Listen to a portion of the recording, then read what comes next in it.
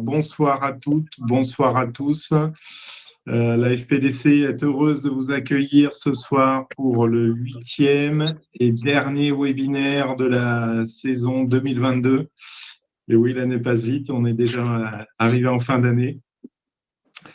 Alors ce soir, on va parler de la lutte anti-drone, vous vous doutez bien. Mais avant d'attaquer, donc on va recouper vos micros pour surtout la lisibilité des paroles et des intervenants, la compréhension des intervenants.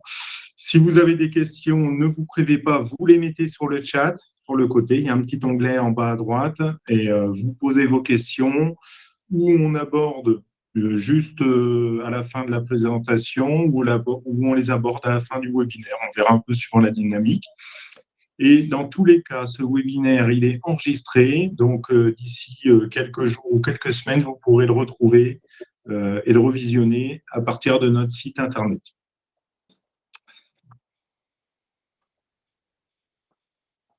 Alors, pourquoi avons-nous choisi de parler de la lutte anti-drone?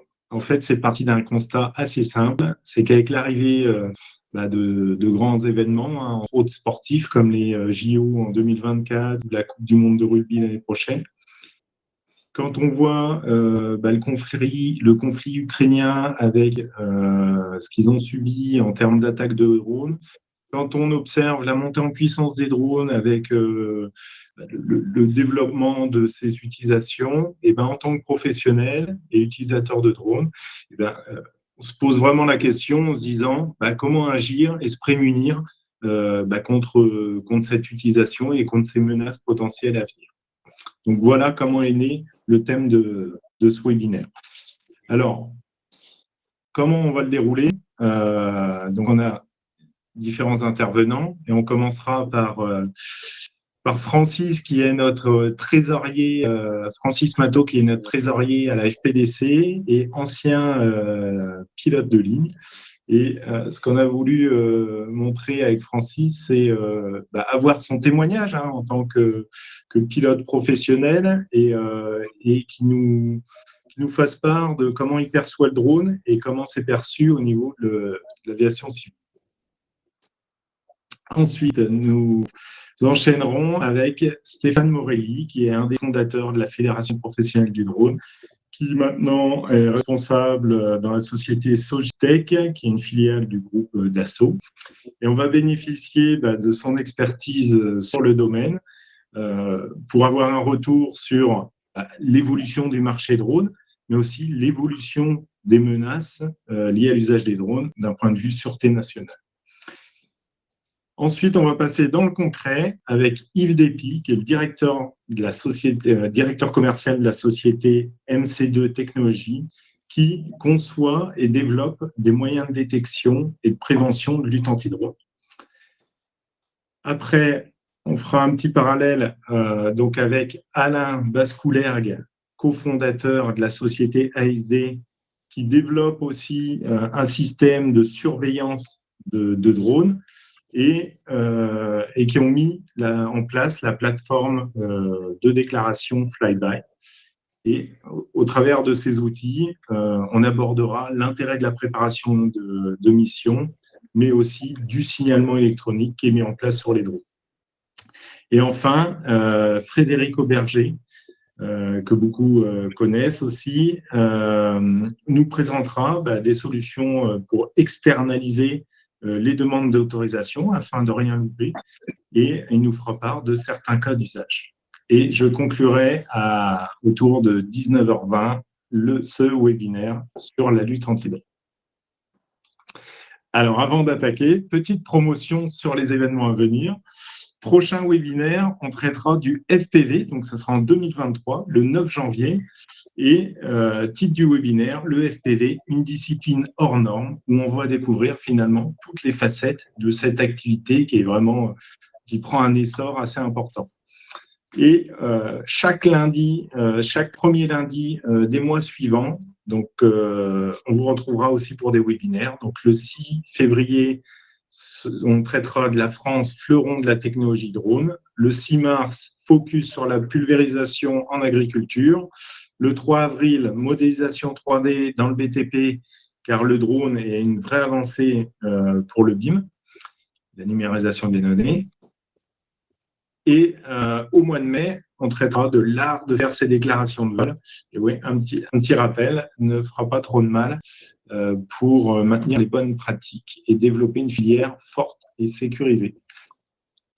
Alors, accueillons maintenant Francis Matteau, donc notre trésorier de la FPDC, fraîchement trésorier d'ailleurs depuis 1 an, et ancien pilote de ligne. Mais avant de recueillir son témoignage, regardons cette petite vidéo à l'esprit Top Gun.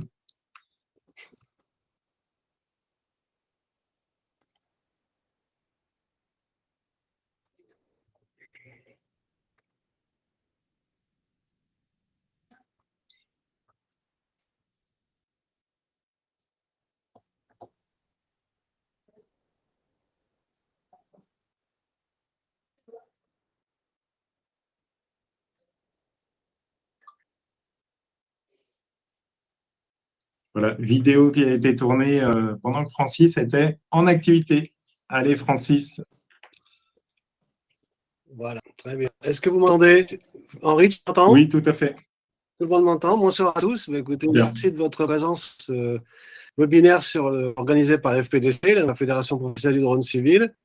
Je pense que si vous êtes, alors, mon intervention, ça sera la plus généraliste. C'est pour un peu échauffer mettre l'appétit en fait pour le débat futur. Moi, j'ai souhaité en fait intervenir. Donc, Henri m'a demandé de témoigner. Je vais intervenir un petit peu pour rappeler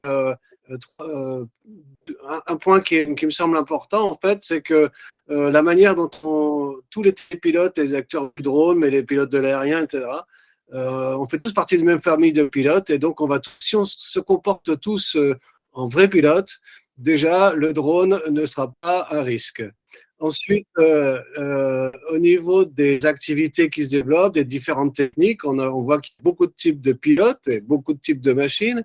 Et puis, on parlera un petit peu de sécurité, mais comment on va percevoir l'activité aérienne de l'autre, c'est-à-dire comment les pilotes vont regarder les drones, les opérateurs de drones et vice-versa. Voilà, c'est un petit peu le plan de mon sujet. Pour reprendre, pour commencer déjà, nous sommes tous des pilotes. Bah, écoutez, depuis que l'homme a voulu, depuis la montgolfière a voulu s'envoler, l'homme a voulu s'envoler. On a expérimenté des engins volants de plus en plus perfectionnés. Il y a eu des héros, il y a eu des obscurs qui n'ont pas eu la réussite. Le vol a été maîtrisé. Le vol, en général, est devenu un enjeu pour tous les états-majors, un enjeu stratégique. La course à l'aérien s'est développée. La prospérité économique se satisfaisant plus d'organisation que de conflits, l'OTI, l'Organisation de l'aviation civile internationale, a créé des règles de sécurité, etc. Le pilote n'est plus devenu seulement un opérateur, mais il devient un acteur d'un système complexe. Et maintenant, de quoi héritons-nous en fait avec les enseignements qui peuvent être fournis dans les centres de formation, le travail d'apprentissage, eh bien, on peut arriver à avoir le droit d'exercer une activité aérienne, qu'elle soit dans les avions ou dans les drones. Pour son apprentissage et ses connaissances, le pilote doit maîtriser au mieux le contrôle de la trajectoire de son aéronef. Et le législateur et le régulateur exigent d'abord du pilote ce rôle essentiel. Et c'est ce qui est rappelé dans l'information. Rappelons-nous que l'homme a cherché à s'élever comme les oiseaux pour faire de l'aérien, sauf que nous ne sommes pas faits pour ça et qu'on n'est pas fait pour être constamment en 3 dimensions. Donc le vol n'est pas un acte anodin, quel qu'il soit. Le petit vol en ULM, le vol du drone, c'est jamais une routine. Donc un pilote doit préparer son vol, il doit le gérer en temps réel et il peut à tout moment intervenir en cas de risque. Cela lui demande d'atteindre un niveau d'expérience, une formation, de faire des mises en situation, de s'adapter aux conditions du jour, de respecter des règles et puis de faire une pratique régulière. Tout ça est repris en fait dans toutes nos formations et suivi par les organismes de contrôle et c'est toute la logique de système. Donc nous sommes tous en fait des pilotes, que ce soit les pilotes de ligne, les pilotes d'avion, les télépilotes de drone, les opérateurs comme on les appelle de drone. On est tous des pilotes, on doit tous se comporter en tant que pilote. Alors, quelle est la diversité en fait des activités aériennes et techniques? En fait, pour revenir très rapidement en arrière, le déploiement, l'évolution de l'aérien s'est fait en fait grâce à l'évolution des techniques de motorisation. Il fallait qu'on puisse soulever plus lourd que l'air, principalement. Donc, on a eu les moteurs à piston, de l'essence aussi, l'énergie, des turbines, du kérosène, des batteries pour les moteurs électriques, et bientôt on aura aussi l'hydrogène. Donc, tout est toujours constamment en évolution, et les pilotes doivent apprendre à gérer tout ça. Alors, avec l'histoire, donc, la technologie a fait qu'on a augmenté les rayons d'action, on a augmenté l'endurance, on a augmenté la capacité d'emport, les facilités d'exploitation. Tous les types d'aéronefs ont tous évolué. Et au travers de l'histoire, on s'est rendu compte qu'en fait, il y avait des modes. Selon les technologies de pointe, c'était plus ou moins dirigeable, du ballon, de l'avion, de l'hydravion, de l'hélicoptère, pour faire telle ou telle tâche. Donc, vraiment, tout évolue en permanence et quand même un type d'aviation est moins développé. Quelques années après, la technologie le rattrape et il se redéveloppe à nouveau. La preuve, c'est qu'on en est maintenant donc, avec l'expérimentation à Pontoise du futur eVTOL, donc la première base qui sera inaugurée pour les Jeux Olympiques. On se retrouve maintenant avec un espèce de mélange hybride avec des moteurs électriques pour transporter des passagers. Voilà, c'est l'avenir. Alors, tous ces engins continuent de progresser. Et donc, pour tout ça, il faut des pilotes. Ça nous fait vraiment beaucoup de catégories de pilotes. Alors, justement, quel a été le vécu en fait, de tous ces pilotes? Et c'est ce qui va nous amener après à des critères de sécurité. C'est qu'au départ, bon, les pilotes, ils étaient très contents. Ils ont fait leur premier décollage. Waouh, c'était super, j'ai décollé. Ou j'ai pris ma télécommande, bzz, mon drone s'est envolé, j'avais la maîtrise du ciel, c'était extraordinaire. Mais ça, c'est la petite anecdote. Ce qu'il faut prendre en compte plutôt, c'est les avancées liées à l'environnement de l'espace, du ciel. La première chose, c'est quand on s'élève en altitude, on voit les choses différemment. Et quand on voit les choses différemment, qu'est-ce qu'on a voulu faire? C'est prendre des photos. Qu'est-ce qui s'est passé? Donc, on a fait de la photo aérienne, on a fait de la cartographie, l'IGN, on a fait des plans. Et comme on pouvait avoir la vue d'en haut, eh bien, le marché s'est développé et on a fait de la sécurité, de la sûreté, de l'observation. Tout ça pour avoir une suprématie aérienne, prévenir des conflits. Et en période de guerre, malheureusement, on a connu ça et on pourrait encore le connaître. Les paramètres, quand on s'élève aussi, les paramètres de l'air ambiant changent. Il faut adapter son pilotage. Donc, encore là, une attitude de pilote. Il faut modifier un petit peu les conditions. Et pour qu'on puisse maîtriser ces conditions, on doit les étudier. Donc, on a développé aussi des activités aériennes qui consistent à aller surveiller l'air, les températures, la qualité de l'air, aller dans des domaines, dans des régions météorologiques compliquées, des orages, etc., pour analyser, améliorer donc la météorologie. Quand on est en l'air aussi, on peut rester fixe. Donc à partir du moment où on peut rester fixe, on peut définir des activités où on va travailler, mettre un outil où on ne pourrait pas le mettre. On peut faire des secours, on peut faire des travaux en hauteur. Le drone a développé des activités dans l'architecture, dans le bâtiment, le traitement des toitures, plein d'activités comme ça. Et dès qu'on découvre le mouvement et qu'on est dans le ciel, qu'est-ce qui se passe? En fait, en navigation, le chemin le plus court, c'est la ligne droite. Donc, du coup, on gagne pour étendre un réseau d'intervention, une zone de surveillance, la patrouille maritime, le contrôle des douanes sur les bateaux, etc., etc.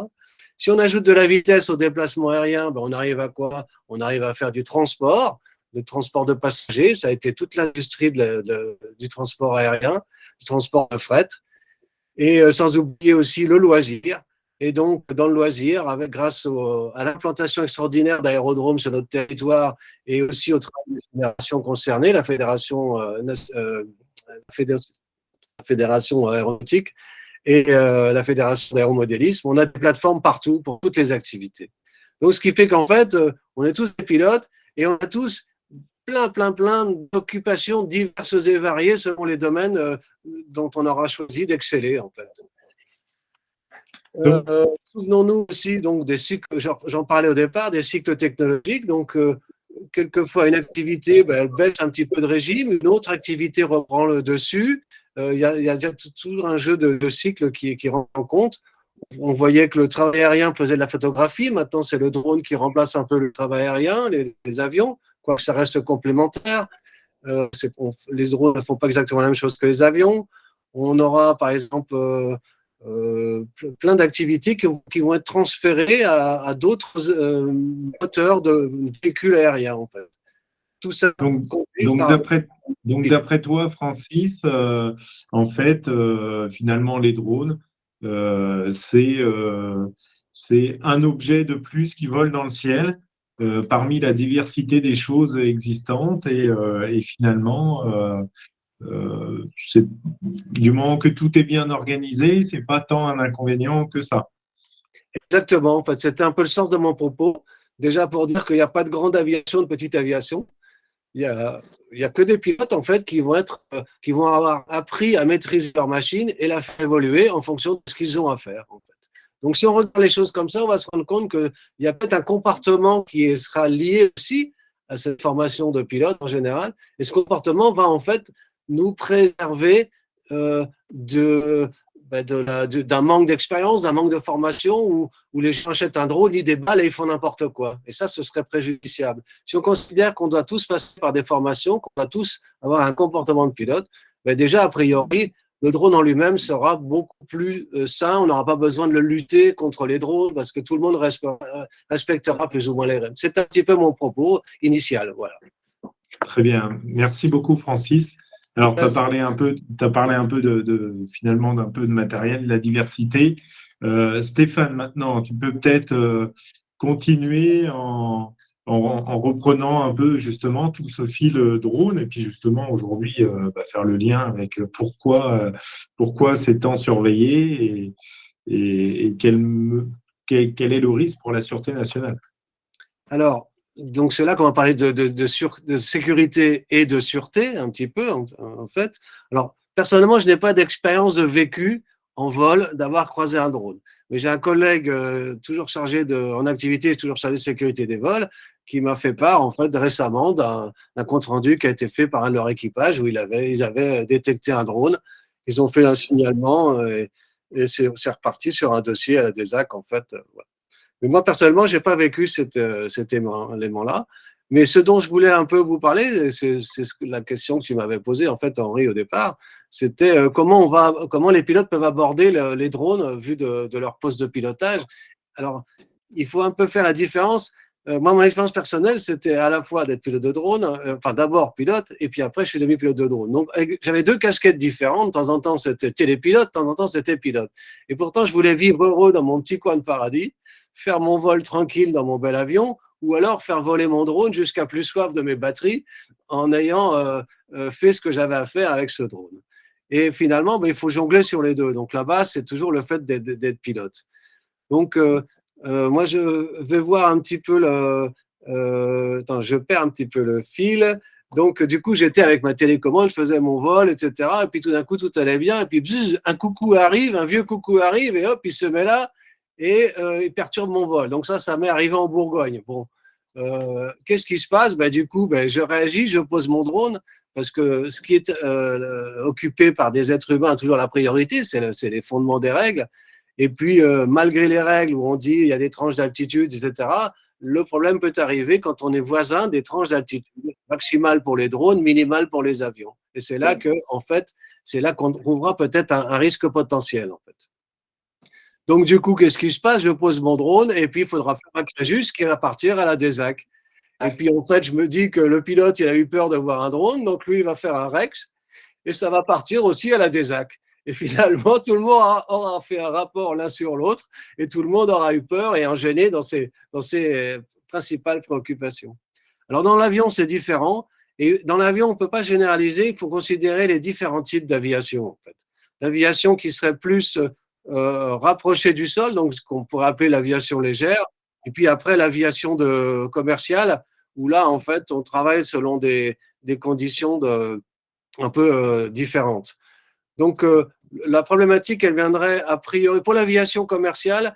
La perception d'un pilote de ligne, en fait, c'est que il exerce son activité en fait dans une certaine bulle de confort, zone de confort, car les règles protègent par rapport aux autres aéronefs en distance entre deux avions qui décollent, en distance dans une voie aérienne, une séparation, etc. Ce qui fait qu'en fait, il a plein de choses à faire qui sont bien organisées, bien ordonnées.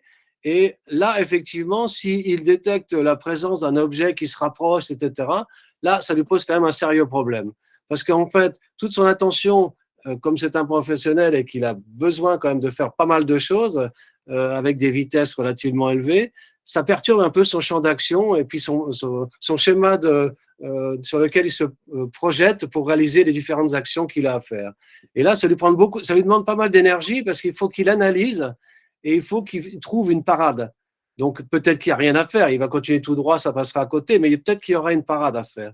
Donc c'est en fait, c'est surtout dans sa capture d'attention en fait, et c'est ce qu'on demande dans la formation des pilotes de ligne en fait, c'est d'être dans une situation, ce qu'on appelle de situation awareness, donc être prêt à réagir en fait, être capable donc de bien analyser toutes les informations sensorielles qu'on peut recevoir en fait, surtout visuellement, mais ça demande beaucoup de ressources. Et le risque qu'on peut avoir, et c'est ce qui peut se passer, c'est que s'il y a un élément parallèle qui n'était pas prévu, mais l'attention se tourne vers là. Et le risque, c'est qu'on dit, l'un des deux pilotes va dire, oh tiens, il y a un objet. Il est où? Il est à 2 heures. Pof, on regarde à 2 heures. Et là, les deux pilotes regardent à 2 heures. Mais qui pilote l'avion à ce moment-là? D'où la problématique, en fait, de bien, mais ça, ce sont des méthodes de travail qu'on apprend aussi. Donc, je vous raconte ça, mais en fait, ça peut arriver, mais normalement, il y a une répartition des tâches, qu'il y a toujours un pilote dans l'avion. Mais c'est ça qui va déranger un peu, c'est la surprise. La surprise va déclencher la nécessité de trouver des ressources pour faire une bonne analyse et poursuite du vol. Alors, super. Merci Francis. On va rester sur ces mots qui sont oui. très intéressants. Et puis Stéphane va prendre le relais pour justement faire le focus de l'évolution et puis voir comment les risques, quels sont les risques globaux. D'accord, très Merci, bien. merci Merci à beaucoup vous. Francis. À toi Stéphane. Oui, alors bonsoir à toutes et tous. Alors, merci à la FPDC, cher à mon cœur, d'organiser ce webinaire sur un sujet d'importance, on va dire, au sens peut-être où l'entend déjà l'État, chargé de notre sûreté, mais également important pour les opérateurs et même les constructeurs de drones, puisque le fait d'être potentiellement considéré comme une menace, ça a des impacts opérationnels, ça a des impacts économiques. Donc, je vais essayer de me mettre un peu à la place des forces de l'ordre, des gens chargés d'assurer notre sûreté. Et je vais bien parler de sûreté et pas de sécurité aérienne, pour vous sensibiliser sur effectivement la façon dont les drones au sens large, parfois très large malheureusement, peuvent être considérés en tant que menaces. Voilà. Alors, quelques mots juste pour vous présenter la société où je suis. C'est une société aéronautique du groupe Dassault Aviation, spécialisée dans la simulation pour la formation et l'entraînement. Donc, production du simulateur du Rafale, notamment, l'avion de combat, du Mirage 2000, mais également de l'hélicoptère NH90. Et récemment également, on s'est vu attribuer le contrat pour l'hélicoptère léger, interarmé léger pour équiper les forces françaises. Et puis, bien sûr, il y a de la simulation pour les équipages de drones, plutôt dédiés aux missions de surveillance. Mais on voit que ce marché, il n'est pas seulement militaire, la surveillance par drone. Il y a également des opérateurs civils qui font ces opérations-là.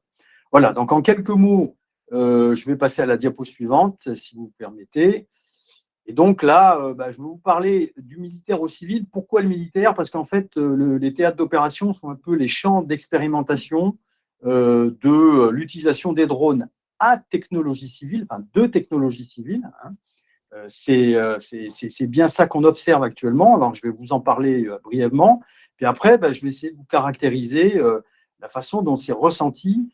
Ça a été ressenti parce que c'est à peu près depuis 10 ans que tout ça a été un petit peu mis sur le devant de la scène. Et je ferai un focus donc pour les Jeux Olympiques 2024 en essayant d'être assez objectif, donc sans langue de bois, et avec quelques préoccupations qu'on peut exprimer au niveau de la profession d'ores et déjà, au vu de la tournure que cela semble prendre. Voilà, donc on va passer à la diapo suivante. Voilà, donc les drones, en tant que nouvel objet avec des technologies civiles, on en envoie sur les théâtres d'opérations militaires depuis à peu près 2015-2016.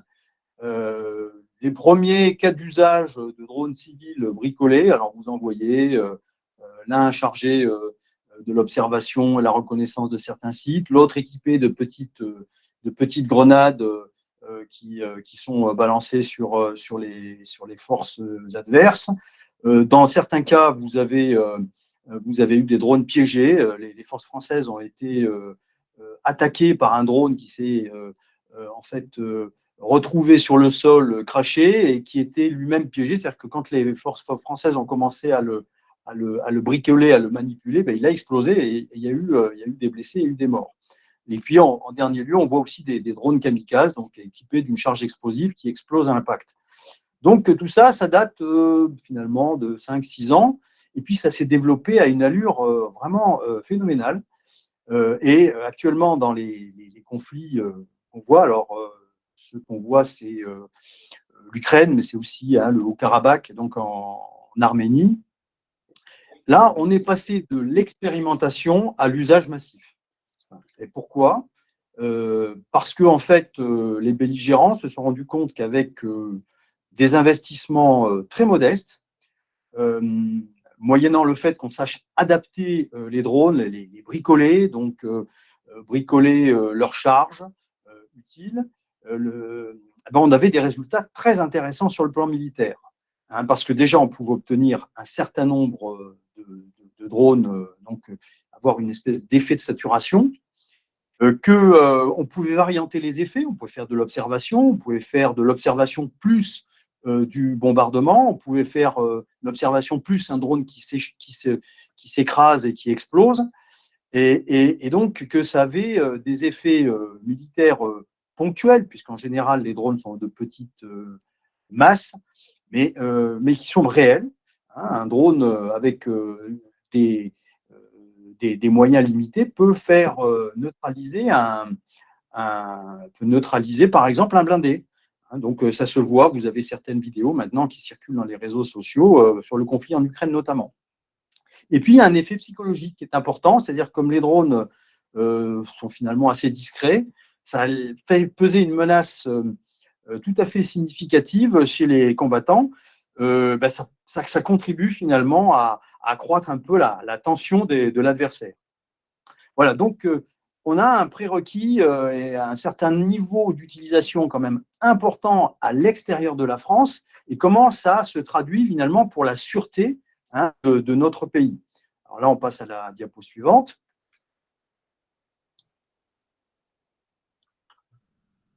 Alors, parallèlement en fait, aux premières utilisations qu'on a vues sur les théâtres d'opérations extérieures, on a eu, et j'ai connu ça en tant que président de la FPDC, à l'époque, des premiers survols de sites sensibles, donc des sites nucléaires, des sites symboliques, ça pouvait être l'Élysée par exemple, des sites militaires, par des drones dans les années 2014-2015. Et là, alors que l'a priori était plutôt favorable pour la profession, enfin perçu par la société, par les pouvoirs publics, on a vu une espèce de prise de conscience de la menace. Et là, on a vu apparaître une tentation d'interdire, en tout cas de renforcer l'encadrement de la profession de manière assez significative. Et c'est là qu'on voit apparaître, en réponse à ces survols, dont on n'avait pas toujours d'ailleurs trouvé l'explication, par ailleurs, la loi drone, dont vous avez sûrement entendu parler, donc de 2016, relative au renforcement de la sécurité et de l'usage des drones civils. Donc, vous voyez apparaître des exigences supplémentaires qui sont arrivées, des exigences de formation, d'information par les fabricants au niveau des utilisateurs, d'enregistrement, de signalement électronique et lumineux. À un moment, il y avait même un signalement sonore, mais qui a finalement été abandonné. Donc tout ça, et puis de limitation de performance pour des drones d'un seuil de masse qui a été fixé à 800 grammes, plus les sanctions. Donc on a vu apparaître, à partir de la mise en application de cette loi, un nouvel environnement. Vous le voyez, les professionnels, donc tout ça c'est matérialisé pour la partie enregistrement, notamment sur Alpha Tango, qui a pris en compte ces exigences de manière progressive et qui a fait que on ne pouvait pas exercer comme avant parce qu'il y avait cette volonté de l'État de se protéger, de nous protéger d'une certaine menace. Et puis après, on voit la réglementation de l'Union européenne qui est publiée en 2019, qui commence à se mettre en application en 2020, qui traduit, alors de manière indirecte, ces exigences de sûreté. Alors pourquoi de manière indirecte? Parce que l'Union européenne n'a pas de compétences sur la sûreté des États. C'est bien les États qui décident de leurs propres mesures de sûreté, donc champs dans lesquels l'Union européenne peut donner des recommandations, mais en tout cas ne va pas se hasarder à sortir des règlements. Pour autant, les règlements qui sont ceux de la réglementation européenne donnent un certain nombre d'exigences qui rejoignent un peu celles de la loi drone finalement. L'enregistrement, le dispositif de signalement, la limitation de performance, on voit tout ça, je pense que vous le pratiquez et vous le connaissez. Il y a un point qui est très important qui permet de contribuer finalement indirectement à la sûreté, c'est le fait que la segmentation, il y a une segmentation de l'espace aérien, il y a des endroits où vous n'avez pas le droit de voir évoluer ou de faire évoluer des drones, et cette segmentation, elle est bien à charge des États membres, qui se protègent quelque part grâce à cette incapacité qu'ont les gens de faire voler des drones dans un certain nombre d'endroits. Et donc, je reviens sur le fait que cette réglementation, elle parle de sûreté de manière à chaque fois générique, comme elle le fait d'ailleurs pour la partie respect de la vie privée. Voilà, donc vous avez un cadre réglementaire qui déjà vous cadre, vous les professionnels, et cadre également les gens qui voudraient faire des choses, on va dire, pas forcément professionnelles avec les drones. Après, on va passer à la diapo d'après, qui est un peu plus explicite sur en quoi on a des exemples en termes de menaces. Bien, tout ce que je vous ai dit en 2014-2015, les drones qui ont survolé ces sites sensibles, eh bien, on les a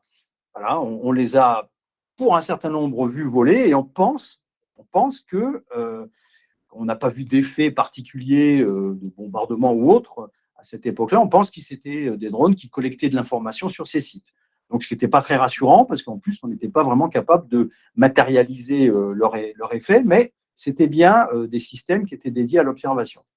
Et puis après, on a eu un peu plus gênant, mais plus facile à caractériser, on a eu des drones contestataires, activistes. Donc, la deuxième photo que vous voyez en partant du haut, c'est en fait une action de Greenpeace, je crois que c'était en 2019, qui a fait se déclencher un drone fumigène à l'aide d'un drone, donc, sur le toit de la piscine d'entreposage des combustibles irradiés de l'usine Orano. Orano, c'est c'est le nouveau nom d'Areva, donc à La Hague, donc qui est un site de retraitement de déchets nucléaires. Donc on voit bien que là, voilà, ça contribue en fait au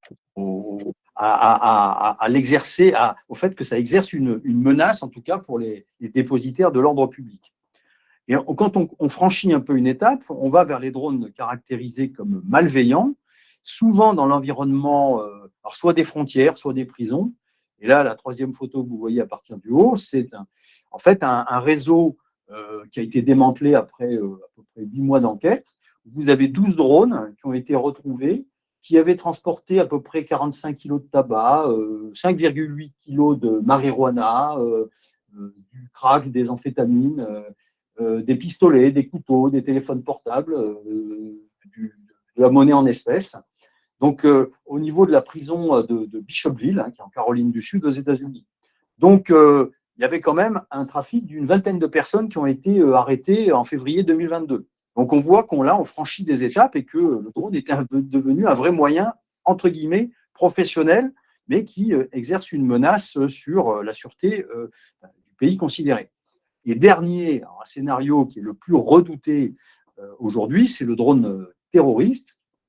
Dernière photo, donc en bas de cette diapositive, vous voyez un représentant donc de l'État vénézuélien qui relate l'action qui a été en fait un attentat à la vie du président vénézuélien Maduro en août 2018. Et le drone considéré, il était équipé d'une charge explosive et qui a détonné à proximité de l'estrade présidentielle.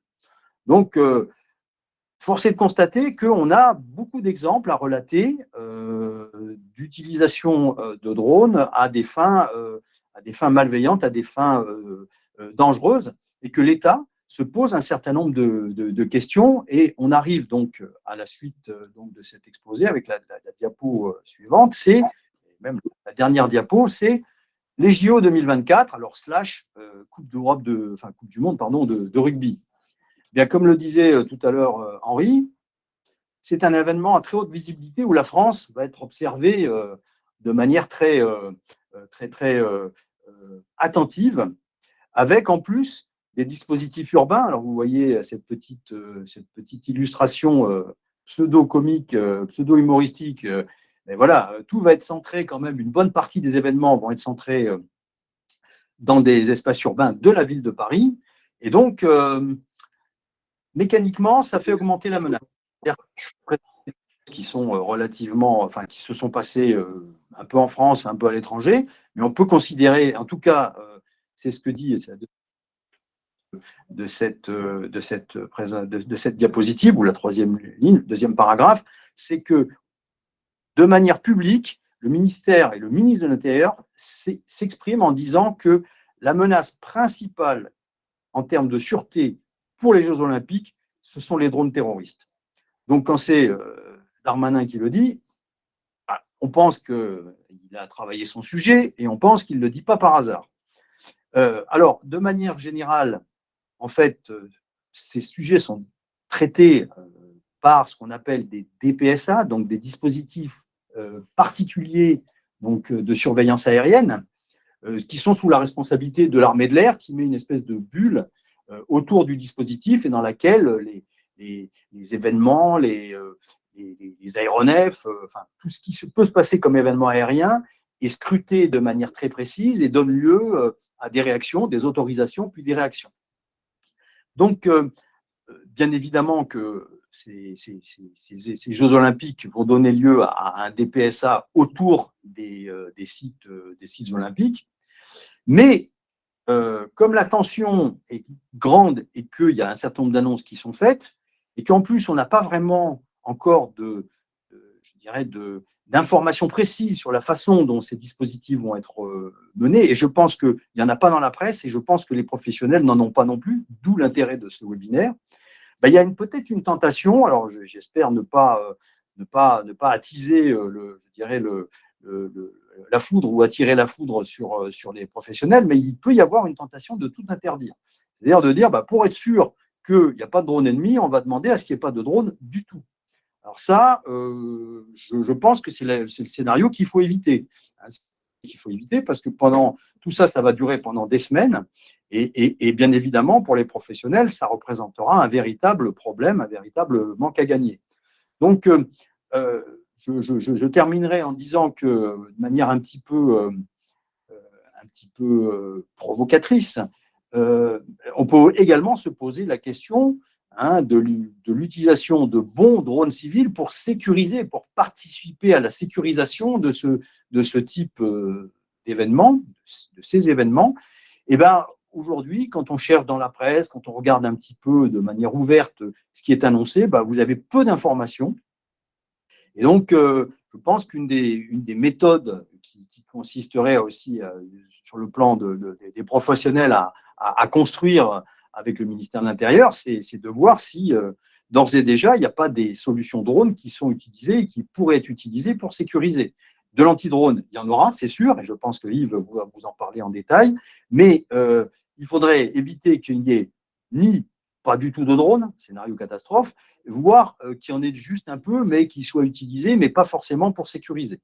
Voilà, donc mon message, il est un peu préoccupant, mais il tient compte du fait qu'on a un certain nombre de retours d'expérience problématiques sur la planète entière, avec des menaces drones, et que les Jeux Olympiques, bien évidemment, vont un peu cristalliser tout ça. Voilà, bien après, je me tiendrai à disposition pour toutes les questions qui voudront bien être posées, et j'en vois déjà certaines sur le chat. Voilà, merci à tous et toutes. Merci beaucoup Stéphane. C'est très factuel et c'est vrai que le rôle de la filière est prépondérant et de la fédération est prépondérant dans ces démarches. Alors, pour les questions, on a un tout petit peu de retard, donc on ne va pas les négliger, mais on y reviendra tout à l'heure. Je vais laisser la parole à Yves qui va maintenant nous présenter de manière un peu concrète les outils existants et voir comment ça peut se décomposer sur le terrain. Jérôme, peux-tu mettre en place, je quitte la présentation, peux-tu mettre en place celle de Yves, s'il te plaît?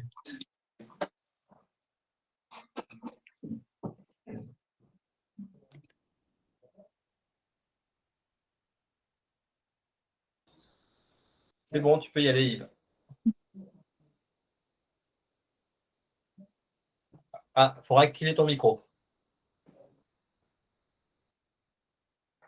Oui, je disais merci à Henri de m'offrir cette tribune ce soir, notamment à MC2 Technologies. Donc, je suis très heureux de faire cette intervention devant vous. La transition est idéale avec Stéphane. Bon, il ne s'agira pas de vous présenter, de vous proposer comment est organisée la lutte anti-drone, mais au moins comment MC2 propose des solutions, notamment aux autorités militaires, ainsi qu'au ministère de l'Intérieur. Alors, qui est MC2? Une petite présentation très rapide avant de vous présenter un petit film qui récapitulera les solutions sur lesquelles on reviendra très rapidement. Donc, la diapo 2, s'il vous plaît. Donc voilà, MC2 Technologies est une PME qui est installée dans le nord de la France, à Villeneuve-d'Ax, près de Lille exactement, qui a une vingtaine d'expériences dans l'expertise la nanotechnologie, les hyperfréquences, la micro-technologie. Elle emploie un peu moins d'une centaine d'employés de très bon niveau et nos secteurs d'activité se répartissent, comme vous pouvez le voir sur la diapo, en trois secteurs. Donc, ce qu'on appelle le guerre électronique, c'est un bien grand mot, mais surtout la lutte contre l'antidrone, la lutte contre les IED, les dispositifs explosifs improvisés. Voilà, tout ce qui tourne autour de la maîtrise justement de ces hyperfréquences à très haut niveau. Ensuite, nous sommes également spécialisés dans la détection d'objets dissimulés sur les personnes grâce à une caméra totalement passive. Et enfin, c'est la manière dont la société s'est fait connaître. Elle a beaucoup travaillé sur la customisation des produits et des services, notamment dans les communications à haute fréquence, communications chiffrées. Donc, un petit film maintenant, si vous le voulez bien, pour vous présenter les différentes solutions qui peuvent vous être proposées. Donc, elle passe en revue et vous montre de quelle manière on peut apporter une réponse en détectant, en identifiant, caractérisant le drone et en le neutralisant.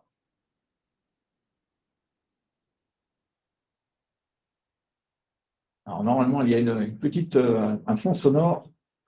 Désolé qu'on ne puisse pas en disposer.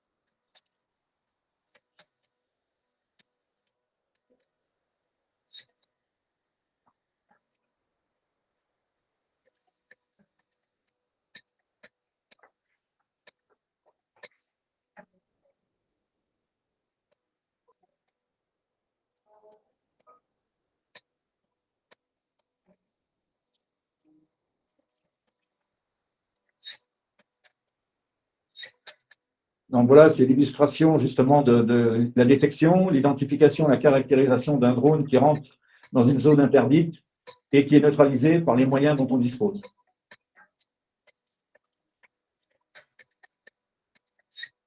Donc il s'agit de moyens fixes et vous verrez en fin de diaporama, moyens mobiles également.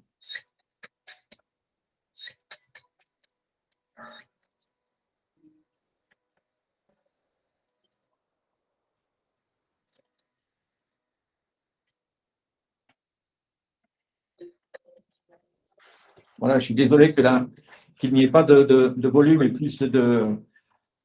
Mais voilà, en gros, les grands principes. Et sur la diapo suivante, on a donc la présentation des différentes technologies, différents produits que MC2 propose notamment aux autorités régaliennes de notre pays. Donc, il y a une gamme de produits, comme vous l'avez bien compris, qui est sur la partie gauche, qui sont les solutions de détection, simplement de la détection passive, RF, de la détection caractérisation avec le système radar.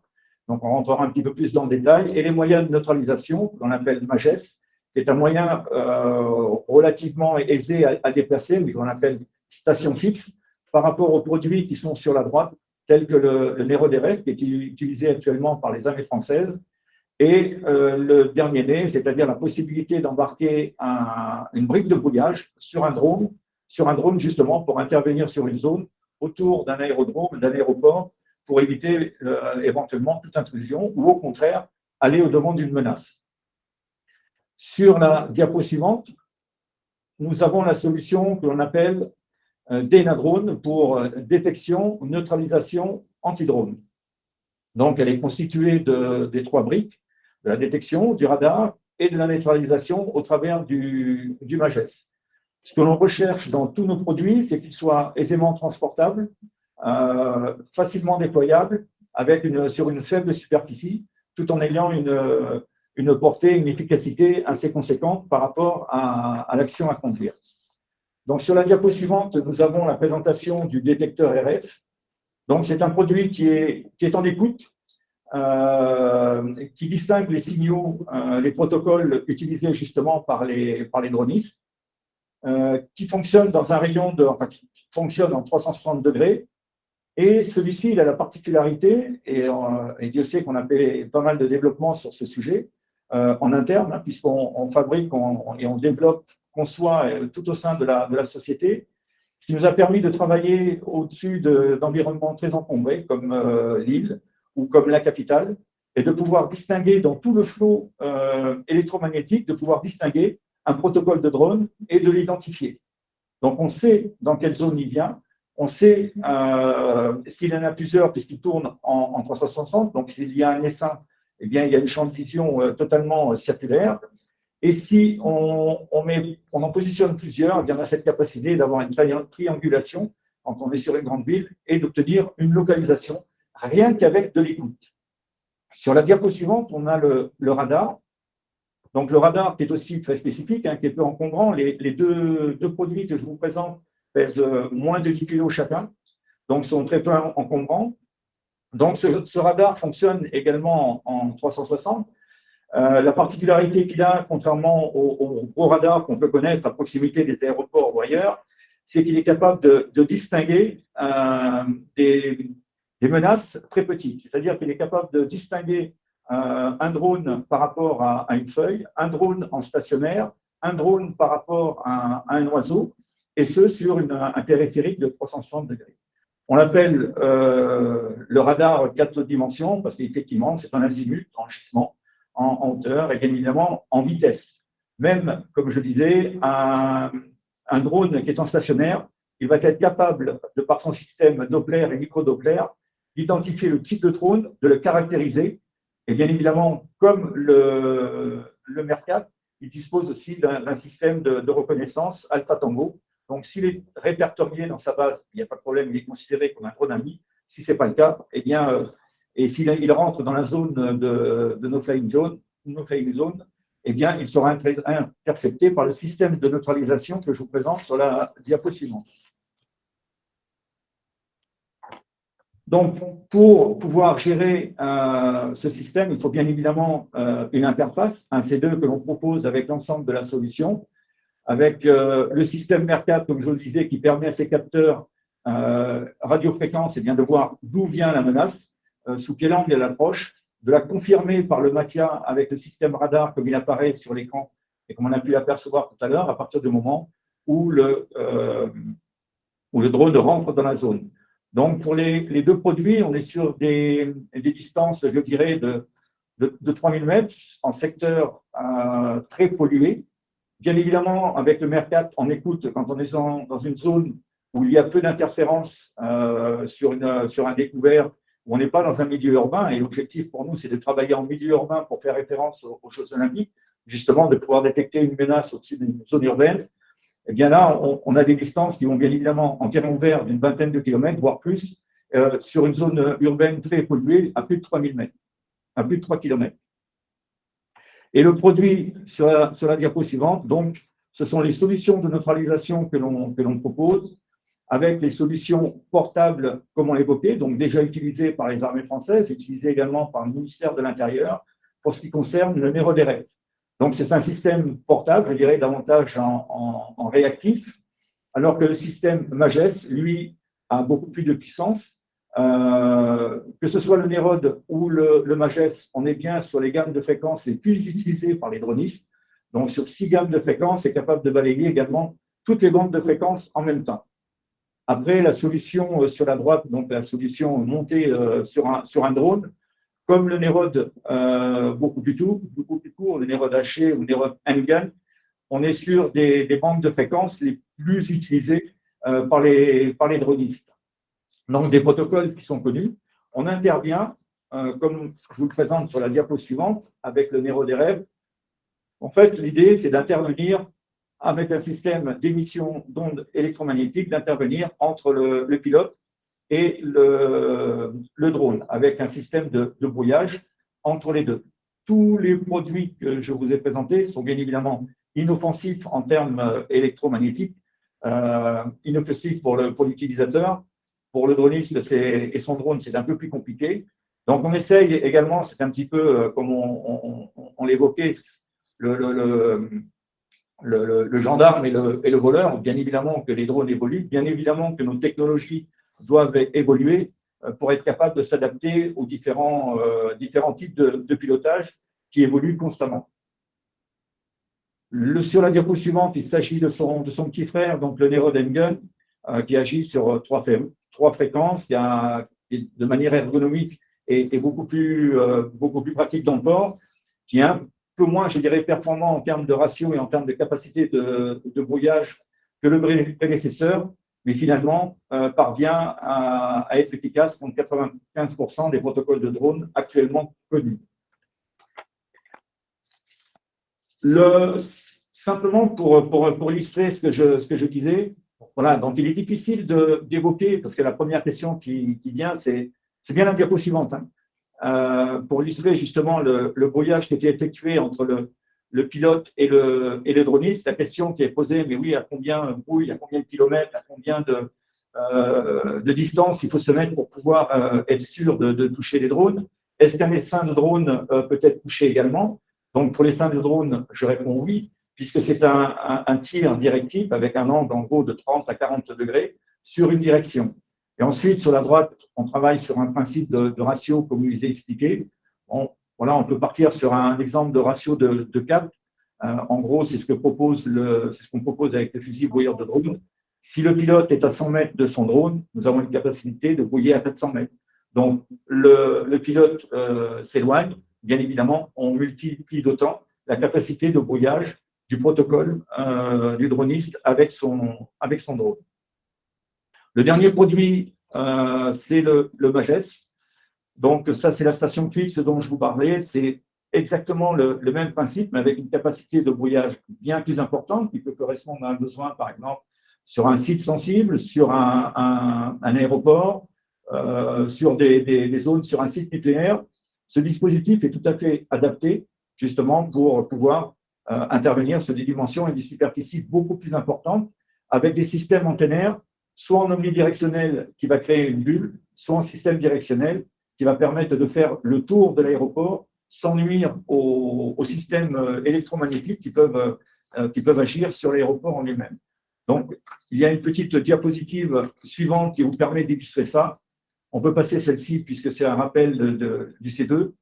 Donc voilà, un opérateur qui est dans sa tour de contrôle, qui est à proximité des opérateurs. À partir du moment où on peut cliquer sur les différentes, faire la petite animation, passer au fur et à mesure, s'il vous plaît. Voilà, les différentes diapos. Donc, pour éviter des dommages collatéraux à l'intérieur du site aéroportuaire, on va donc mettre des antennes directionnelles à l'extérieur, tout autour, qui permettra d'agir sur la zone où il y a une menace qui s'annonce et de ne pas nuire en interne sur les problématiques électromagnétiques ou les liaisons qu'il peut y avoir au sein de l'aérodrome. Donc tout ça, comme j'évoquais tout à l'heure, en disposant de la détection RF, d'un système radar et d'un système de neutralisation. Quand je parle de neutralisation, il ne s'agit pas de hard kill, il ne s'agit pas de destruction du drone, il s'agit, comme il nous a été demandé par les forces de l'ordre ou les armées, de neutraliser le drone, c'est-à-dire que sans batterie, eh bien, il va au bout d'un moment, il va se poser ou sinon il va retourner vers son opérateur. Voilà très rapidement les quelques solutions que l'on peut proposer, qu'MC2 propose à ses différents partenaires que vous pouvez voir sur la dernière diapo dans le domaine de la lutte anti-drone. Merci beaucoup. Le temps. Merci, non, mais c'est super intéressant. Yves, je ne te cache pas, il y a eu une rafale de questions à ton égard et à propos des solutions que vous proposez. Bon, il y en a plusieurs qui ont eu leur réponse. Une question sur est-ce qu'il y a des habilitations nécessaires ou faut-il être prestataire pour utiliser le NEROD? Voilà, c'est une très bonne question. Effectivement, tous ces produits sont considérés, à partir du moment où il y a un brouillage, sont considérés comme du matériel de guerre. Donc, on passe sur les fiches coding de la Direction générale de l'armement pour que les personnes soient habilitées. Bien souvent, on travaille entre ministères régaliens, que ce soit en national ou à l'esport. À titre individuel, il n'y a pas encore d'autorisation. En revanche, en termes de détection, le MERCAT, l'écoute RF, donc là, c'est un bien qui est considéré un double usage, et peut-être comme le MATIA, qui est donc la détection en 4 dimensions, et la caractérisation, puis je dirais la pièce essentielle, l'identification du drone en tant qu'ami ou ennemi, et sur la localisation où il se situe, pourrait être un bien double usage. Mais compte tenu des dispositifs dont il est doté, la DGA nous donnera la réponse finale. Mais voilà, pour répondre à la question, effectivement, tous les produits de brouillage, pour l'instant, ne sont pas autorisés à être utilisés par les personnes civiles. Tout ça est dans les mains de la gendarmerie, de la police ou des armées. D'accord. Merci beaucoup, Yves. Alors, pour nos participants qui ont posé beaucoup de questions, ce que je vous propose, c'est qu'on répondra à chacune des questions. Il y en a certaines, je pense qu'on ne va pas rentrer dans le détail en termes de fréquence, mais on va répondre à toutes vos questions ou sur l'enregistrement du webinaire, ou tous les participants, on leur renverra les questions qui ont été posées avec les réponses. Maintenant, continuons sur de la détection, du signalement électronique et de la préparation de missions. Alain, je te propose de partager ta présentation. Et donc maintenant, nous accueillons Alain Bascoulergue, cofondateur de la société ASD et de la plateforme Flyby. Je vais me mettre le micro ouvert. Donc, merci aux intervenants, merci à toutes et à tous, et merci surtout à la FPDC pour la tribune qui nous est offerte sur ce sujet effectivement d'importance et fortement d'actualité. J'ai très bien écouté la présentation de Yves, c'était vraiment très intéressant. Rapidement, on va passer un petit peu sur la présentation des personnes d'Airspace Drone. On va rentrer directement dans le vif du sujet pour gagner un petit peu de temps.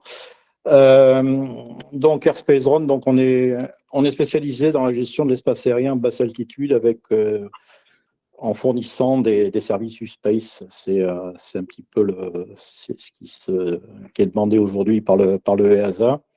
Une société qui a été fondée en 2015, donc on a 2 produits de base, Flyby qui est destiné à la préparation mission, qui est un service en ligne, on en parlera tout à l'heure, et FlySafe qui est un logiciel un peu plus complexe, un C2 comme l'a appelé Yves tout à l'heure, qui permet donc non seulement de faire de la préparation de mission, mais d'enregistrer des drones, par exemple comme le fait Alpha Tango, et de proposer aussi derrière un traitement de l'information et de la détection.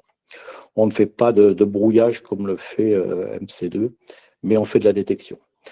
On est plutôt axé sur la problématique aviation, hein, un petit peu aussi du fait de mes antériorités. J'étais aussi pilote de ligne, on ne va pas revenir là-dessus, commandant de bord, etc. Et donc, on croise de la donnée, en fait, hein, de la donnée, on va dire, avion et de la donnée drone. On fait du conseil en réglementation, MANEX, PDRA, SORA, mais ce n'est pas l'objet d'aujourd'hui. Et on est aussi fournisseur pour certaines sociétés de contraintes de données aéronautiques, drone, purement drone. Pour rester factuel, donc, on a aujourd'hui 4 gros clients, hein, qui sont l'aviation civile de Monaco, qui nous ont acheté le système FlySafe. On a Eurocontrol qui travaille avec nous, avec qui on vient de remporter aussi un appel d'offres sur de la détection de vol drone. On va y revenir rapidement sur notre plateforme, effectivement, C2. Air France, avec qui on est en contrat exclusif depuis le mois de juin, et où on a installé donc tout un système de détection sur l'aéroport de Paris-Charles de Gaulle. Et on va voir qu'il y a vraiment du souci à se faire, comme le disait tout à l'heure notre ami Stéphane. Je partage un peu les inquiétudes du ministre de l'Intérieur. On fait aussi aujourd'hui du conseil en réglementation en Europe, plus précisément au Luxembourg, mais avec d'autres pays européens aussi, sur l'assemblage un petit peu de la réglementation EASA. Et je reviens sur Flyby. On distribue un produit donc en ligne pour les télépilotes qui s'appelle flyby.aero.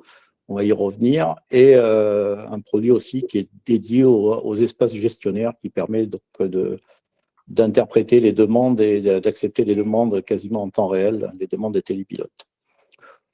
On va passer donc là, voilà, merci. Sur la slide suivante, rapidement, hein, on n'est pas là pour vendre quoi que ce soit. On vous fait voir ce qu'on sait faire. Donc, la direction de l'aviation civile de Monaco, mais pas que, hein, puisqu'en fait, c'est la direction des services numériques qui travaille en coopération avec l'intérieur, les carabiniers et l'aviation civile à Monaco, nous a acheté le système complet qui tourne maintenant depuis, on va dire, une grosse année, enfin, qui tourne depuis 2 ans, mais qui a été, qui a reçu l'acceptation par un décret souverain il y a à peu près 1 an maintenant. Donc, on a une cartographie qui est un jumeau numérique de la principauté de Monaco. Et on traite donc tout ce qui est autorisation de vol et détection des vols qui sont autorisés et pas autorisés sur Monaco. On peut passer à la slide suivante. J'essaye d'aller assez vite, hein, pour rattraper un petit, pour pas prendre trop de temps. Eurocontrol, donc on est avec Eurocontrol, indépendamment de l'appel d'offres qu'on vient de gagner, sur le projet ACUT depuis maintenant juillet 2021. Eh bien voilà, on y vient. Aujourd'hui, les installations qu'on a mis, qui sont des installations d'écoute, hein, un petit peu à l'instar de ce qu'a fait MC2, ont permis de détecter depuis donc juillet 2021 9854 vols avec 1896 machines détectées. Et comme on croise donc des données avions et des données drones, on a aujourd'hui 89 proximités à moins d'un nautique et moins de 1000 pieds. Hein. C'est très près. Hein. En fait, c'est une quasi-collision. Hein. Et 14 proximités encore plus restreintes où on passe à un demi-nautique et à moins de 500 pieds. C'est très inquiétant. C'est très inquiétant. C'est d'autant plus inquiétant sur Charles de Gaulle. On va peut-être passer à la diapo suivante. Voilà, merci. Donc, Charles de Gaulle, on a commencé avec Air France depuis juin 2022. Aujourd'hui, 2303 vols, il y en a un peu plus maintenant, parce que la diapo date de quelques semaines, qui ont été détectés dans un endroit où il devrait y avoir 0 vol, hein, sauf les vols autorisés. Je vous laisse prendre connaissance de l'IPMAP qui est à droite. Hein. Tout ça, c'est des vols drones. Hein. Qui ont été détectés donc depuis juin 2022. Et effectivement, il y a du souci à se faire. Et pour rebondir un peu sur ce que disait aussi Stéphane tout à l'heure, effectivement, il y a le drone intéresse deux milieux, en fait. Le milieu, on va dire, intérieur, hein, ministère de l'Intérieur, et puis, mais aussi, effectivement, le milieu aérien, et notamment la proximité des aéroports. Air France, dont ce n'est pas le job, hein, de faire ça, hein, au final, a souhaité nous contacter là-dessus et prendre un engagement avec nous, hein, sur un contrat, comme je l'ai dit tout à l'heure. Tout simplement parce que, comme l'expliquait tout à l'heure Francis, beaucoup de rapports, ce qu'on appelle des REX, hein, c'est retour d'expérience, ou des ASC, Air Safety Report, sont faits par les équipages. Et aujourd'hui, il est très, très compliqué de pouvoir répondre à un ASR, hein, qui est traité au niveau juridique et au niveau du procureur, sans avoir bien des vols qui ont été détectés, où on peut apporter une preuve de l'ASR. Donc aujourd'hui, Air France est très content de ce que l'on a mis. Il recoupe énormément d'ASR avec des détections de drones qu'on a pu faire. On travaille aussi en collaboration avec, bien sûr, la DGAC là-dessus, ADP, et puis la GTA et l'intérieur. Aujourd'hui, il y a eu à ce jour 3 commissions rogatoires pour aller voir des drones qu'on a pu détecter assez loin quand même de Charles de Gaulle, une quarantaine de kilomètres, mais qui montaient à plus de 2000 mètres. Donc, voilà. Alain, tu peux nous confirmer, donc finalement en vert, c'est tous les vols en dessous de 120 mètres et en rouge, au-dessus de 120 mètres? C'est ça, oui. C'est exactement ça. C'est hallucinant. C'est hallucinant, que je ne vous fais pas dire. On peut passer à la diapo suivante. Voilà. Bon, les quelques diapos, hein, de capture d'écran, hein, qu'il y a eu en milieu urbain. Donc ça, c'est la Tour Eiffel. Un garçon qui s'est amusé à enrouler la Tour Eiffel avec un drone. On parlait tout à l'heure de FPV. On a des gros... Et c'est un vrai sujet, le FPV, hein, parce que toutes les infractions, on va dire, majeures, viennent essentiellement des FPV. Donc c'est un vrai sujet. On a aussi le Louvre, je crois, sur la prochaine... Ouais, le Louvre, hein, c'est ça. Où on a eu une détection, enfin, une belle détection aussi. On nous en a mis une troisième, c'était pour sortir un peu du milieu aéronautique, hein, les parcs des Buttes-Chaumont, hein, où là, il y a eu quand même une élongation remarquable. Et le dernier, là, qui a été sympa, c'est la maison d'arrêt de Villepinte, où il y a eu un drone qui était vraisemblablement en capacité de voler autour de la maison d'arrêt. Enfin, il l'a fait. Hein. On connaît l'histoire, on ne va pas la raconter, mais on connaît l'histoire. Voilà. Bon, après, il y a une petite présentation de l'équipe, rapide. Hein. Voilà. Le staff, hein, Françoise Deroux, qui est la présidente, qui est plutôt axée juridique. Moi, qui suis cofondateur avec Françoise et qui suis qui a été pilote de ligne, commandant de bord, ingénieur d'essai. Laurent Jardillet, qui est responsable technique et lead développeur sur la partie des deux plateformes, avec Armel Baudin, et Cassandra Rotilly, qui est notre docteur en droit, qui a rejoint l'équipe ASD il y a 1 an maintenant. Voilà, on peut répondre à vos questions. Si vous n'avez pas trop de questions, on aimerait bien switcher sur la partie flyby, qui, à mon avis, est essentielle là-dedans, parce que là, ce qu'on vous a montré, c'est de la détection, et on voit qu'on a de quoi être inquiet. Pourquoi tous ces drones volent, en fait? C'est ça la question. Hein. Je pense qu'il va falloir réellement se poser des problèmes au niveau des questions, et essayer de les résoudre au niveau de la préparation mission, en fait. Hein. Et on voit bien que nous, on a on peut commencer à répondre à ça. Avec Monaco, où on gère à 100% la partie préparation mission et détection, on arrive à voir que globalement, pour un vol où il y a eu une demande de vol, il y a 5 vols qui ne sont pas en demande de vol, quoi. Donc il y a 5 infractions. qui sont aujourd'hui verbalisés à Monaco. En France, on ne sait pas, parce qu'en fait, il y a la DGAC a effectivement Alpha Tango, il y a plusieurs sociétés qui font de la préparation mission, des concurrents à Flyby, et on ne sait pas aujourd'hui on n'arrive pas à connaître un petit peu le taux de demande et puis le taux d'acceptation et qui a demandé, qui a pas demandé. Il y a vraiment quelque chose à construire là-dessus et peut-être que la FPDC pourrait être partie prenante là-dedans. Il y a vraiment une grosse réflexion à avoir là-dessus. Alors, je sais bien qu'il y a des gens de la DGAC qui ont commencé une réflexion avec l'USpace, etc. Mais à mon avis, ça ne va pas assez loin et il faut peut-être le faire autrement. C'est pour ça que nous, on a mis à disposition un produit d'appel qui s'appelle flyby.aero. Je ne sais pas si Armel a mis la présentation, qui va permettre donc de faire de la préparation mission en croisant les informations réglementaires et les informations de contrainte.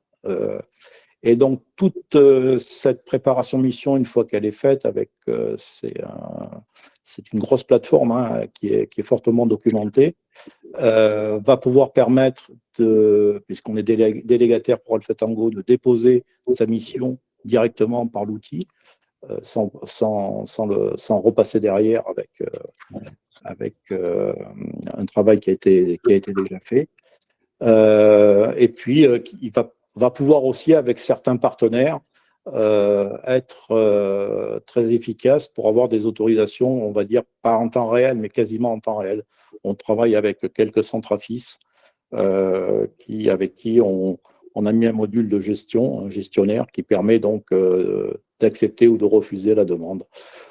On a mis pas mal de notre savoir là-dessus, savoir aéronautique, on va dire par notre culture à tous là-dessus, savoir un petit peu en droit aussi, droit aérien, puisqu'on a des spécialistes chez nous là-dessus.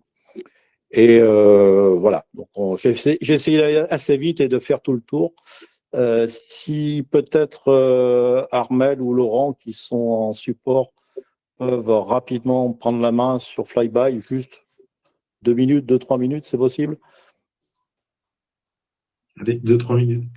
Allez, 2-3 minutes. Mais sinon, on prendra les questions, on y répondra. Il n'y a pas de souci.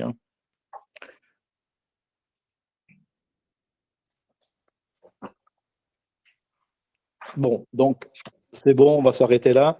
Je vous laisse. S'il y a des questions, on peut y répondre. Voilà, il n'y a pas de souci. Et on essaiera de faire un petit quand même call avec Yves. Là, il y a peut-être de la synergie à trouver sur 2 ou 3 trucs. J'ai ouvert le micro à Armel, si jamais oui. besoin. Bonsoir à tous. Désolé, mon micro était coupé. Je ne voulais pas te laisser tout seul à l'an. Donc, je vais vous montrer très rapidement, on ne va pas rentrer dans le détail, notre outil qu'on met à disposition gratuitement pour tous les télépilotes Flyby. Donc, l'idée, c'est de donner un maximum d'informations aux télépilotes pour qu'ils préparent correctement leur mission et qu'ils les notifient sur Alpha Tango. Donc, de base, on a une carte de contexte où on a plein d'informations différentes. Vous pouvez explorer un petit peu. On permet d'explorer, d'analyser les contraintes à un endroit où on peut faire une recherche de contraintes. Voilà, on donne toutes les informations. On donne également de la météo sous 10 jours, je crois. Bon, voilà, pour faire vite, je n'en montre pas plus.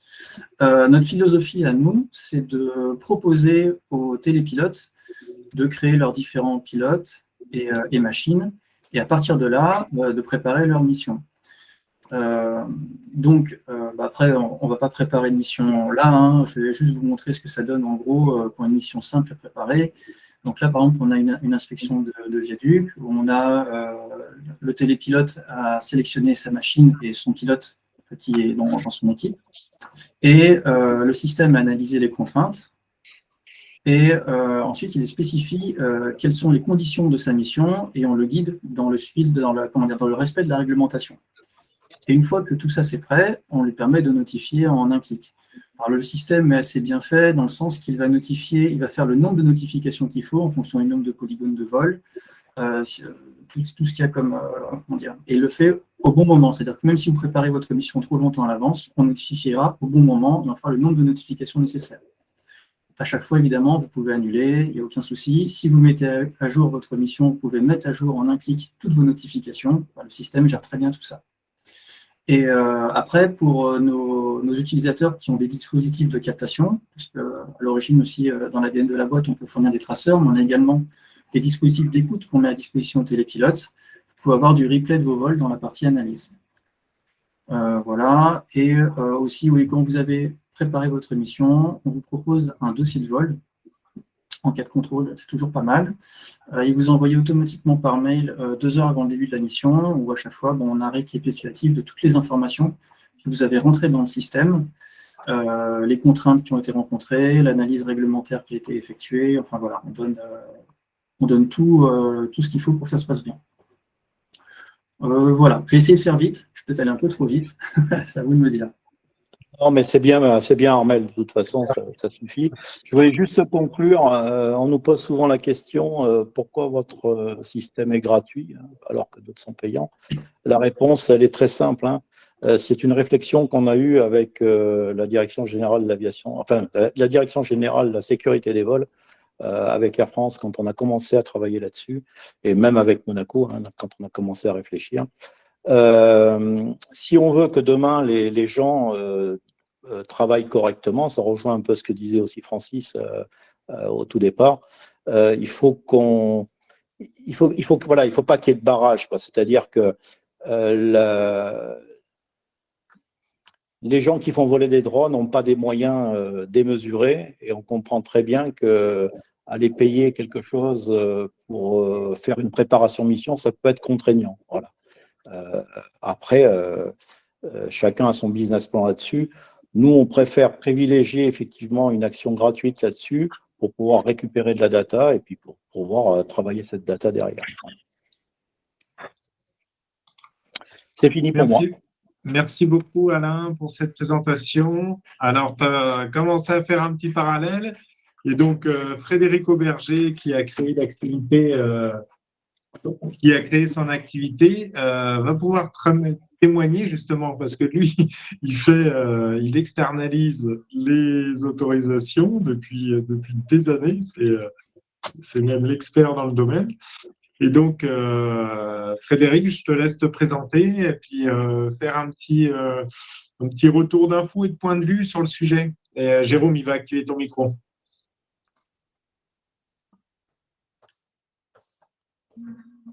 Alors, parce que je n'arrive pas à avoir de Frédéric dans la liste. Ah, c'est Drone Conseil. D'accord. C'est bon, il n'y a plus qu'à activer le micro. Ouais, c'est bon, ça marche. Merci, bonsoir à tous et merci pour l'invitation. Donc, comme disait Henri, il est vrai que moi, je suis plus un utilisateur et comme j'ai une partie de délégation, c'est-à-dire que je représente justement les télépilotes et les différentes sociétés depuis maintenant 7 ans, où justement, j'ai plein d'expériences et d'exemples par rapport à tout ce qui a été indiqué ou quand je vois les vols illégaux ou non. Aujourd'hui, moi, je suis plus quelqu'un qui est entre les télépilotes et les plateformes comme Flyby et les différentes plateformes même qui existent. On ne va pas citer les concurrents. Aujourd'hui, il est vrai que beaucoup de gens, dans le monde du drone, on a des sociétés qui, justement, ont des télépilotes, mais qui ne sont pas là pour du télépilotage. C'est l'outil. Il est vrai que cet outil qui est un plus pour leur métier, ils connaissent bien leur métier, mais la réglementation en soi étant ce qu'elle est, elle peut paraître simple pour certains et compliquée pour d'autres. Donc, il est vrai qu'il y a des difficultés pour les télépilotes, pour certains, à se mettre à jour et à savoir quoi faire. Donc, la plateforme de Flyby est justement intéressante, puisque c'est toutes les plateformes qui existent comme ça vont permettre à ces opérateurs, justement, de respecter au maximum la réglementation. Maintenant, au contraire, c'est là où j'ai noté certaines petites choses depuis le début. Moi, j'ai fait un exemple, la Coupe du Monde de football féminin en 2019. l'opérateur m'a appelé, enfin la société m'a appelé, on travaillait pour la FIFA. Ça a été d'une complexité envers les différentes administrations pour effectuer toutes les autorisations. On a bien été déclaré de partout, tout était bon, c'était un feu vert, comme je dis souvent. Et le jour des prestations, les services de sécurité de l'armée n'avaient pas été informés de notre vol. Donc, vous voyez, c'est là où des fois je m'inquiète plus, où vous détectez, vous identifiez tout le monde, mais comment l'information de l'autorisation, d'un point de vue administratif, attention, hein, parce que le drone, qu'il soit bien enregistré, ça, j'ai toujours peur de cette information-là. C'est-à-dire que si on a eu un accord pour voler à une certaine hauteur et à un certain endroit, est-ce que tous les services de l'administration sont bien informés? J'ai un peu peur de ça. Je prends l'exemple pour la société MC2, où vous dites que vous les détectez, vous les identifiez et vous les neutralisez. Justement, suite à cette Coupe du Monde, pour exemple, hein, nous, on avait sur Nice un drone qui décollait, qui était à 20 mètres du centre des militaires. Ils avaient à l'époque la mallette aéroscope, qui est un système un petit peu comme le vôtre. Alors, je fais peut-être un mauvais amalgame, mais c'est un exemple. Eh bien, on avait bien, ils savaient qu'on était là, et en fait, ils ont identifié, enfin, ils ont détecté notre drone, mais en vérifiant les numéros de série, ils ont compris que ce n'était pas le nôtre. Alors qu'en fait, le numéro de série qu'on avait fourni n'était pas le numéro de série du drone qui demandait, mais le numéro de série du contrôleur de vol. Et donc, en fait, cette information-là avait mal été demandée ou mal transmise. Et donc, le drone a été neutralisé. Alors, je vous avoue, je ne sais pas comment ça marche. Et alors, il y a eu quelques soucis. Et suite à ce rétex, à l'époque, eh ben, on a fait une réunion avec les différents intervenants. Et malheureusement, à cette réunion qui s'est passée une semaine après, à part l'opérateur et la préfecture, personne n'est venu. Donc, je vous avoue, des exemples où on travaille tous chacun dans notre coin, mais aujourd'hui, ce qui me fait le plus peur, c'est cette information. Elle est présente, mais comment bien la diffuser à tout le monde? Ça, c'est important. Parce que pour reprendre un des termes que Henri, lorsqu'il m'a présenté le webinaire, le côté un drone bienveillant ou malveillant. OK. Mais ce côté bienveillant, même en faisant tout ce qu'il est possible de faire pour le rendre bienveillant, c'est compliqué. Aujourd'hui, sans parler de tout ce qui est aéronautique, moi j'ai mes clients qui sont contrôlés aussi bien par des gens de la BGT à autres, mais qui sont aussi contrôlés par la gendarmerie nationale, des agents municipaux. Et entre guillemets, ces gens-là essayent de nous expliquer une réglementation aérienne qu'ils ont compris par 3 PowerPoint. Et vous leur dites, mais attendez, j'ai tout ce qu'il faut, j'ai le droit de voler. Ah non, vous n'avez pas le droit. Je peux vous dire qu'il y a des fois, je passe du temps au téléphone pour expliquer à tous ces gens-là pourquoi mon client a le droit d'évoluer à cet endroit-là. Parce que la préfecture a transmis l'information dans un mail qui n'existe plus à la mairie ou qui n'est pas… et c'est pour ça que je vois beaucoup d'opérateurs qui aujourd'hui, quand ils font une mission, appellent la gendarmerie pour dire, au fait, on va voler là. Si vous avez quelque chose, c'est nous. Alors que pourtant, normalement, toute l'information aurait dû être transmise. Voilà. Après, alors je ne me rappelle plus qui a dit ça, peut-être la société Flyby sur FlySafe, vous détectez les drones qui sont enregistrés sur Alpha Tango. Moi, quand je fais le support sur des documents, je pense que vous aussi, on se rend compte que les gens ont parfois mal enregistré leur drone. Ils ont mis un numéro de série qui correspond à une étiquette sur le drone, mais qui n'est pas du tout le numéro de série. On a plein de choses comme ça où il y a toute une éducation à faire. Et il est vrai que c'est long. Et là où je trouve que c'est pas assez poussé, c'est dans les centres de formation parfois, puisque aujourd'hui, on a des opérateurs qui sont là depuis 6 mois, mais d'autres qui sont là depuis 7 ans, enfin depuis 2014, donc bientôt même plus, qui ont suivi comme ils pouvaient la réglementation.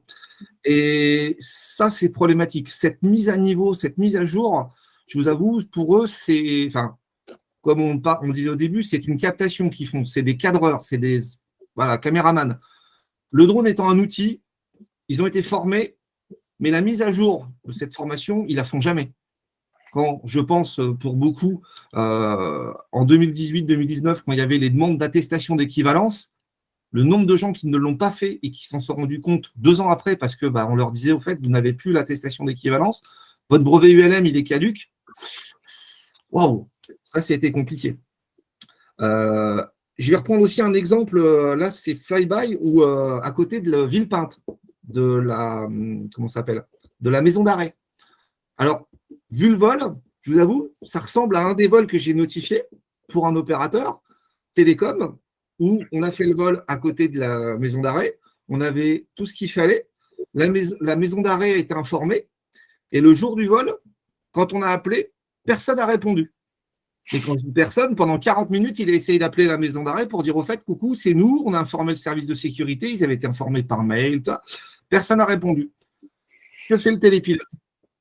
Il attend ou il vole? Ah, je vois monsieur, quelqu'un lever la main. Donc je ne sais pas si. C'est Alain, justement. Alain, Non, tu peux peut-être répondre si tu veux. c'est pour t'en répondre. Alors, c'est un vol qui a été détecté récemment. C'est très récent, ça. Oui, c'était septembre, octobre, quelque chose comme ça. Non, c'est plus récent que ça. Ah, alors non, c'est pas nous. Voilà, c'est plus récent que ça. Alors, on va dire tout Non, le mais truc. je ne veux pas citer, mais c'était pour. Non, alors le directeur de la maison d'arrêt n'était pas au courant. Et l'opérateur est un opérateur qui travaille pour de l'immobilier. C'est un agent immobilier non, là, qui travaille pour le ministère de la Justice, en fait, qui a volé sans autorisation. Voilà. Ah, bon, alors non, c'est pas nous. Nous, on avait tout ce qu'il fallait. Mais pour justement diffuser cette information, parce que détecter, c'est bien, mais le directeur de, comment dire, nous, le service de sécurité de Villepinte, pour arriver à trouver quelqu'un qui pouvait justement diffuser, et alors je dis attention, je ne dis pas autorisé, puisqu'on ne survole pas la maison d'arrêt, donc normalement, il ne donne pas d'aval, mais c'était compliqué. Je vous avoue, je passe aujourd'hui énormément de temps à essayer de contacter toutes ces différentes personnes dans différentes choses, parce qu'on parle de l'aéronautique, mais il y a plein de choses autres aéronautiques. Et là où justement toutes ces nouvelles plateformes qui aident et qui sont très bien, je vous avoue, aujourd'hui, je suis très content de l'ouverture de ces plateformes. Après, les télépilotes, quand je vois que rien que aller se connecter sur une plateforme pour vérifier une contrainte, en fait, ils vérifient le matin avant de partir. J'ai des clients que aujourd'hui, je me permets de refuser des clients tellement l'organisation de leur mission, c'est pas chaotique, elle n'existe pas. Il y en a, ils m'expliquent ah oui, le U-Space, dans quelques années, je serai sur ma mission, j'allumerai mon drone, c'est le drone qui posera la question pour valider la mission. On va dire à terme peut-être, mais je pense qu'il y a quand même quelques étapes intermédiaires. Et ces gens-là, ils pensent que c'est déjà fait. Donc, si leur drone peut décoller, ça veut dire qu'il n'est pas bloqué. Et donc, ils se permettent de faire des missions. Aujourd'hui, je ne dirais pas que c'est les pires, mais c'est les agents immobiliers qui ont tous compris qu'en catégorie open, ils décollaient d'un terrain d'un client open bar, voilà, ils font ce qu'ils veulent. C'est compliqué. Cette formation des télépilotes, je pense, c'est pas qu'elle est à revoir, mais il faudrait qu'elle soit peut-être plus facile et plus présente. Parce qu'aujourd'hui, cette formation, on va dire, même en catégorie ouverte, elle est trop simpliste pour moi, je vous avoue, quand je vois un peu ce que je récupère. Voilà un petit peu la présentation et l'expérience que j'ai à mettre à tout ça, puisque le souci pour moi, c'était, OK, être identifié, détecté, c'est bien, mais on est tous, enfin, en tout cas tous ceux qui sont ici sont professionnels, et on va être embêté par toute une administration, puisque à chaque fois, pour faire un vol, on fait plein de documents, plein de papiers, mais être sûr que cette information soit bien diffusée. Aujourd'hui, la pire chose qui nous arrive, c'est dans les zones interdites ou sur Paris. Alors, je ne sais pas si vous savez, mais on a des gens qui se permettent de dire, voilà, parce que pour les JO, ça va être simple, hein, le préfet de Paris, qui est parti entre-temps, interdit tous les vols en audiovisuel. Que vous soyez bienveillant ou pas, il refuse. Donc, de toute façon, cette évolution de la réglementation ou cette détection, si vous êtes détecté, c'est que vous ne faites pas de l'audiovisuel. Donc, pour les JO, de toute façon, aujourd'hui, aucun drone ne sera autorisé à voler. Je vous avoue, c'est justement une problématique que j'ai pour plein de sociétés audiovisuelles. pour les JO de Paris. On n'arrive même pas à promouvoir les JO parce que la préfecture de police de Paris nous refuse le moindre vol. Et je parle juste pour les JO. Alors imaginez à côté les défilés, tout ça. Oui, il y a des caméras au sol, mais le drone qui était quand même une plus-value et où la France était très très bien placée, était en avance là-dessus, eh ben non, on ne peut plus. Voilà. Voilà, donc merci Frédéric pour ton partage. Je vais en profiter pour dire un petit mot sur la formation, parce que mine de rien, cette filière et cette réglementation, on va bientôt fêter les 10 ans de la réglementation. C'est quand même tout nouveau, hein, tout ça, mine de rien. La formation, ça évolue parce que maintenant, il y a une labellisation, donc il y a un certain cadre de formation qui se met en place, qui est de plus en plus perfectionné, hein, donc il y a un certain rodage aussi. Donc, je pense que globalement, la filière tend vers du plus. Après, pour conclure en quelques mots là, sur le webinaire, hein, déjà, merci les intervenants. De la qualité de vos prestations, des informations. Moi, j'ai retenu que finalement, le drone, aujourd'hui, on parle de technologie civile. Hein, donc, c'est pas du bricolage, c'est pas de l'artisanat ou autre. On est vraiment sur de la technologie, sur des outils polyvalents, discrets. Donc, c'est des mots qui laissent quand même penseur, avec vraiment une expansion en 5-6 ans. Donc, forcément, avec des facteurs aggravants comme des survols de sites sensibles, des vols de contestation, de la malveillance ou du terrorisme, c'est évident que d'un point de vue sûreté nationale, le drone est un sujet vraiment sensible. Maintenant, je commence à comprendre certains points, entre autres un problème de communication.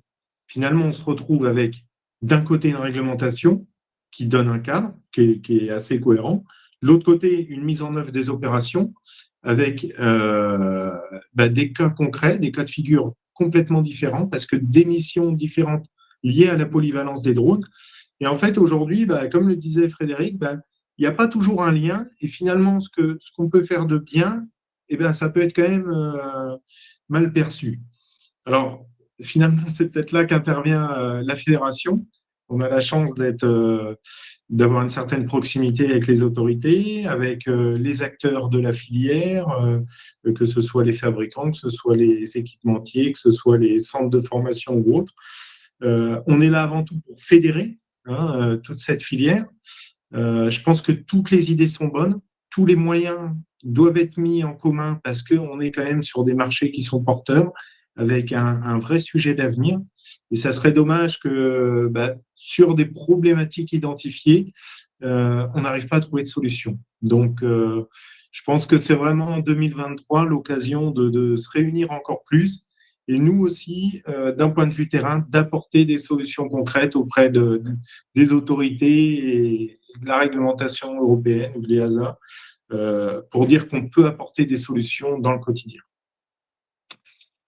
Merci à tous. C'est la fin de ce webinaire. On se retrouve le 9 janvier pour parler du FPV et peut-être qu'on apprendra quelles sont les contraintes d'aider les pilotes de FPV, qu'il n'y a peut-être pas que des voyous, il y a peut-être des sérieux et voilà, ça fait partie de l'évolution.